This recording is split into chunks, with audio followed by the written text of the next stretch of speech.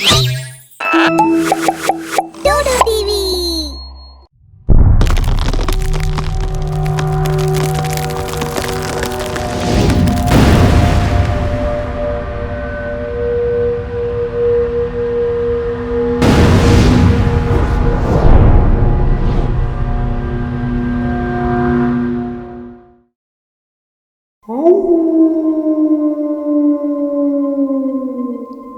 रात के 11 बजे थे। मयंक पहाड़ी रास्ते पे गाड़ी भगाए जा रहा था। पूरा रास्ता बर्फ से ढका हुआ था, कुछ साफ दिखाई भी नहीं दे रहा था कि अचानक एक बड़ा सा पेड़ उसकी गाड़ी के सामने दम से गिर पड़ा। वो बेहद डर गया। ओह गॉड, सेव मी। उसने गाड़ी से नीचे उतर के देखा तो पेड़ काफी बड़ा था और उसको हटाना उसके अकेले की बस की बात नहीं थी। वो घबराया हुआ था, बार बार टाइम देख रहा था। उसे समझ नहीं आ रहा था कि अब क्या करे। इतनी रात में कहां जाएगा, कोई आसपास भी दिखाई नहीं दे रहा था। तभी अचानक उसे दूर एक लैंप की रोशनी वाला घर दिखा। वो अपना बैग उठाकर पैदल ही वहां तक जाने लगा। वो जैसे जैसे पास पहुंच रहा था, घर और खतरनाक दिखता जा रहा था, जैसे किसी राजा की पुरानी हवेली हो। उसने घर के सामने पहुंचकर डोरबेल बजा दी। कोई जवाब नहीं आया। उसने फिर से डोरबेल बजाई, मगर कोई खोलने नहीं आया। उसने दरवाजे को हाथ लगाया तो देखा कि वो पहले से ही खुला हुआ था। पूरा दरवाजा खोल के वो अंदर घुस गया। अरे कोई है? हेलो, एनीबडी या? कोई जवाब नहीं आया। वो सामने जाके सोफे पे बैठ गया और अपना बैग सामने टेबल पर रख दिया। कमाल है, इतना बड़ा घर और अंदर कोई नहीं। तभी एक बेहद डरावनी आवाज आई, जैसे कोई चुड़ैल उससे बात कर रही हो। मैं हूँ इस घर की मालकिन और तू मेरा अगला शिकार। मयंक सोफे से उछलकर खड़ा हो गया। वो बेहद डर गया था। आखिर कौन है ये? कौन बोल रहा है? तभी एक आदमी और एक औरत साथ में हंसते हुए मयंक के पास आए। मयंक उनको देखकर चौंक गया। कौन है आप? मैं हूं धीरज और ये मेरी बीवी सोनम। ये हमारा ही घर है। Hello, who are you young man? Mayank, मेरा नाम मयंक है। वो कुछ देर पहले एक बेहद डरावनी आवाज आई थी। धीरज और सोनम हंसने लगे। वो सोनम ही थी। दरअसल हमने आपको आते हुए देख लिया था, तो हमने सोचा थोड़ा प्रैंक ही कर लेते हैं आपके साथ। वरना यहाँ अकेले रहते रहते बोर हो जाते हैं। अकेले? मतलब यहाँ और कोई नहीं रहता? क्यों, आपको हमसे डर लग रहा है? नहीं, वो बस थोड़ा दिमाग ही नहीं चल रहा ठीक से। इतनी बर्फ पड़ी है और ऊपर से मेरी गाड़ी के ठीक सामने एक पेड़ गिर गया। अब समझ नहीं आ रहा कि कैसे जाऊंगा मैं दिल्ली।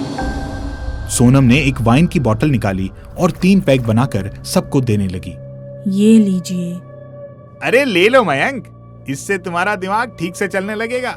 वैसे इतनी रात को आप दिल्ली क्यों जा रहे हैं? दरअसल मैं और मेरी बीवी थोड़ा ऊपर ठहरे हुए हैं, मगर मेरी कल सुबह की अर्जेंट मीटिंग आ गई तो मुझे निकलना पड़ा। क्या मैं यहाँ चेंज कर सकता हूँ? यहाँ तक आने में मेरी पैंट एकदम गंदी हो गई है। जी बिल्कुल, चलिए मैं बता देती हूँ। सोनम मयंक को लेकर एक कमरे में चली गई। यहाँ धीरज के कपड़े हैं, आप चेंज कर लीजिए। लाइए, ये कोट मुझे दीजिए। बहुत बहुत शुक्रिया आपका। सोनम वहां से मयंक का कोट लेकर बाहर चली गई। मयंक ने कमरे में देखा तो बेहद खतरनाक पेंटिंग्स लगी हुई थी। बड़ी बड़ी पेंटिंग्स जिनमें इंसान थे और बहुत सारा खून। ऐसा लग रहा था जैसे बहुत सारे लोगों को एक साथ मारा गया हो और उनके खून के छींटे इन पेंटिंग्स पर गिरे हों। वो बहुत डर गया। इधर सोनम मयंक का कोट लेकर बाहर धीरज के पास आ गई और दोनों ने आंखों ही आंखों में कुछ इशारा किया, मानो कुछ करने वाले हों। तभी मयंक वहां आ गया। तो आपकी वाइफ भी आपकी तरह बिजनेस करती है? हाँ, एक ही कंपनी चलाते हैं हम दोनों। मगर मुझे एक डाउट है। मैंने आपकी मोबाइल स्क्रीन पर एक फोटो देखी, मुझे लगा आपकी वाइफ है वो। ओह अच्छा, हाँ, शी इज माई वाइफ करिश्मा। मगर मैं जब आपका कोट वापस लेकर आ रही थी तो उसमें से एक फोटोग्राफ निकलकर नीचे गिर पड़ी। वो कोई और लड़की थी आपके साथ। मयंक ये सुनकर थोड़ा सकपका गया, मगर उसने हंसते हुए कहा, वो तो मेरी फ्रेंड है, बचपन की दोस्त। हाँ, मैंने तुम्हें कहा था ना सोनम कि ऐसा ही कुछ होगा। ये तो समझ आता है, मगर आपके बैग पर ये खून के छींटे कैसे हैं? अपने बैग पर खून के छींटे देखकर मयंक घबरा गया। मुझे नहीं पता, कुछ भी हो सकता है। वो आप मुझसे इतने सवाल क्यों पूछ रहे हैं? अरे मेरी बीवी एक डिटेक्टिव है, तो इसको समझाना जरा मुश्किल होता है। मुझे लगता है कि मुझे अब यहाँ से चलना चाहिए।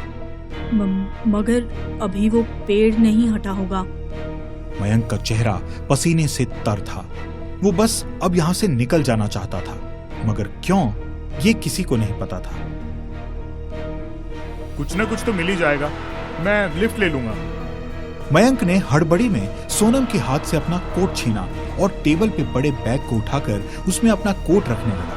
तभी अचानक उस बैग से एक खून से सना चाकू नीचे गिर गया। तीनों ने उस चाकू की तरफ देखा और तीनों चौंक पड़े। इस घर से बाहर निकलने की कोशिश मत करना मयंक। मुझे पता चल गया है कि तुम्हारा एक्स्ट्रा मैरिटल अफेयर था, और जब तुम्हारी बीवी को उसके बारे में पता चला तो तुमने उसका खून कर दिया। इसलिए इतनी रात को बच के यहाँ से निकल रहे थे तुम। उसकी लाश शायद तुमने कहीं बर्फ में ही दफना दी होगी। अब पता चल ही गया है, तो लगता है कि तुम्हें भी मरना होगा। मयंक ने अपने बैग से पिस्टल निकाली और सोनम की तरफ गोली चला दी, मगर धीरज बीच में आ गया और गोली उसको लग गई। धीरज, ये तुमने क्या किया? इसको जाने मत देना सोनम, ये कातिल है, इसको जेल पहुंचाना तुम्हारा काम है। मयंक वहां से भागने लगा, मगर जैसे ही मेन गेट के पास पहुंचा वो अपने आप बंद हो गया। घर की सारी लाइट्स बंद हो गई और अचानक एक खतरनाक चुड़ैल हंसते हुए सामने आ गई। उसको देखकर मयंक की तो जैसे जान ही निकल गई। करिश्मा, तुम? हाँ, मैं। क्या सोचा था तूने कि मुझे मार के चैन से रहेगा? धीरज ने अब तक दम तोड़ दिया था। सोनम करिश्मा को देखकर हैरान थी और डर के मारे पसीने में तर भी। और मेरे बाद तूने एक और मासूम की हत्या कर दी। अब तुझे कोई नहीं बचा सकता। मयंक गन से करिश्मा की तरफ गोली चलाने लगा। अब दोबारा मर तू। मगर गोलियां करिश्मा के शरीर के आर पार निकल रही थी, उसको कुछ नहीं हो रहा था। और मार। सोनम ने आगे बढ़कर करिश्मा को समझाने की कोशिश की। इसे छोड़ दो, मैं इसको जेल में सड़वाऊंगी। ऐसे इंसान को जिंदा रहने का कोई हक नहीं है। मयंक घर में और दरवाजे ढूंढ रहा था, तभी अचानक एक झूमर टूटकर सीधे उसके सिर पर गिर पड़ा। उसके सर से खून बहने लगा। फिर भी वो रेंगते रेंगते पीछे वाले दरवाजे से बाहर निकल गया। बर्फ अभी भी पड़ रही थी और चांदनी रात में बर्फ की सफेद चादर पर रेंगते हुए मयंक का खून साफ दिखाई दे रहा था। वो थोड़ी ही दूर गया होगा कि चुड़ैल बनी करिश्मा ने उसको टांग से पकड़कर ऊपर उठा लिया। मुझे छोड़ दो प्लीज, मुझे माफ कर दो। करिश्मा ने ऊपर ले जाकर उसे सीधा नीचे छोड़ दिया। मयंक का आधा शरीर बर्फ के अंदर धंस गया।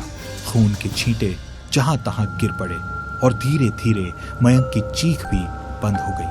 करिश्मा और सोनम के लिए ये रात एक ना भुला पाने वाले हादसे की तरह बनकर रह गई।